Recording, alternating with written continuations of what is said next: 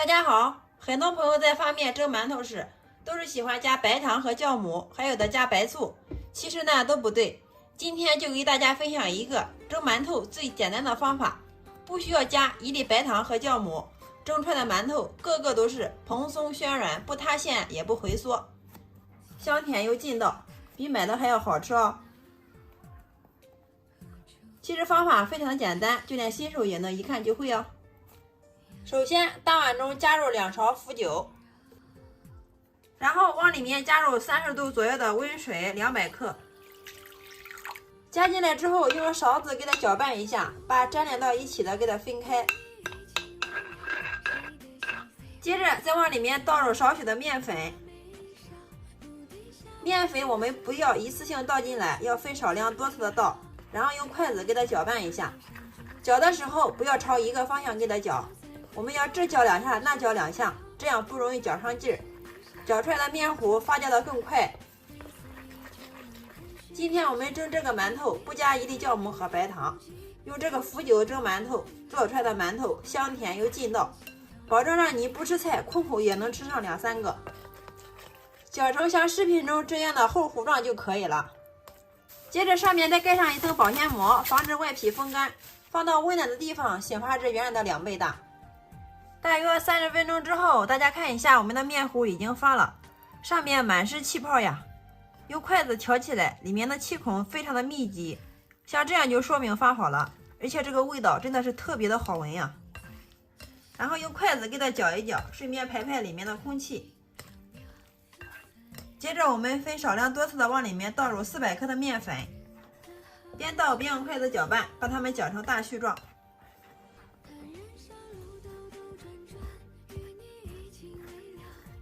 搅至絮状之后，然后下手把它揉成面团，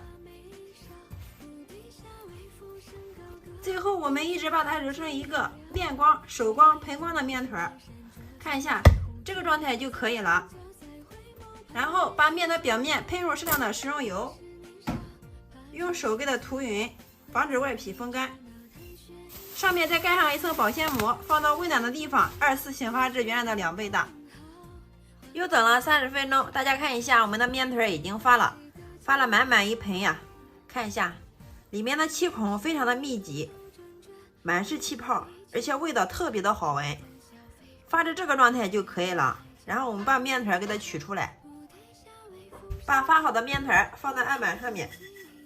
接着我们给它揉一下，顺便排排里面的空气，再次把面团给它揉回原来一样大。最后我们把面团给它揉个99、83下，大家看一下这个面团变得特别的光滑细腻，这个状态就可以了。然后直接给它搓成长条，下面再用刀都给它切成大约50克一个的面剂子，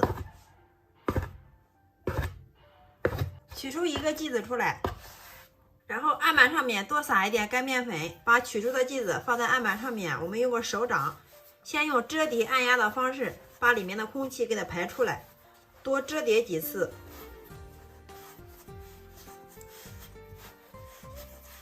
等空气折完之后，然后再像这样慢慢的往里面给它收口，揉的时间越长，做出来的馒头吃起来越劲道越好吃。揉好之后再给它弹一下，然后再用虎口慢慢的给它收拢，把下面这个小尾巴给它揪掉，再给它放到案板上面，用手给它团一下，团圆。好了，像这样一个馒头的生胚就做好了，是不是特别的简单又好看呢？馒头生胚全部团圆之后，我们再给它均匀的码放到笼屉中，放的时候每个生胚之间给它留够足裕的空间，这样在醒发的过程中不易粘连。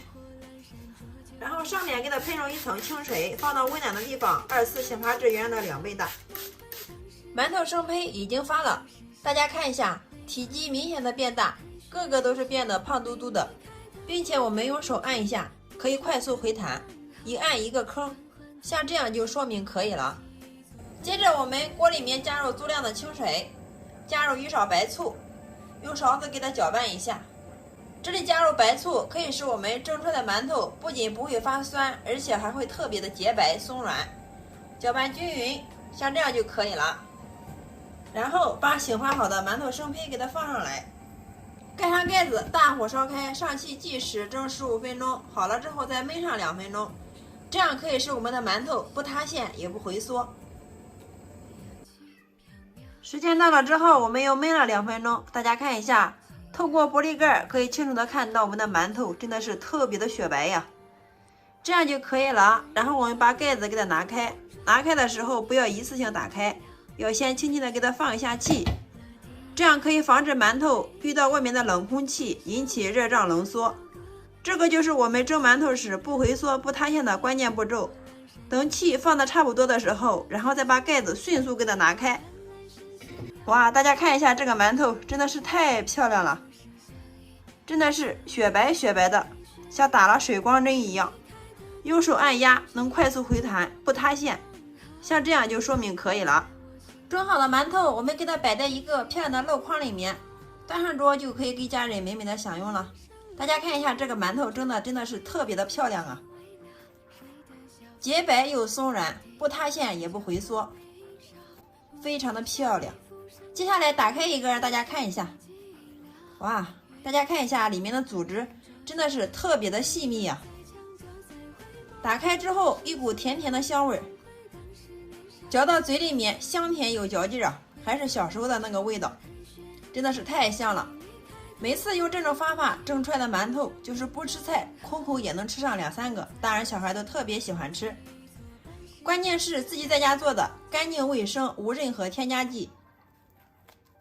喜欢吃馒头的朋友，以后发面不要再加白糖和酵母了，只需要记住这个简单的方法，蒸出来的馒头个个都是雪白蓬松渲染不塌陷，香甜一劲道。好啦，今天给大家分享发面的小技巧就到这里啦。喜欢我的视频记得关注点赞留言转发哟，非常感谢你的观看与支持，我们下个视频再见。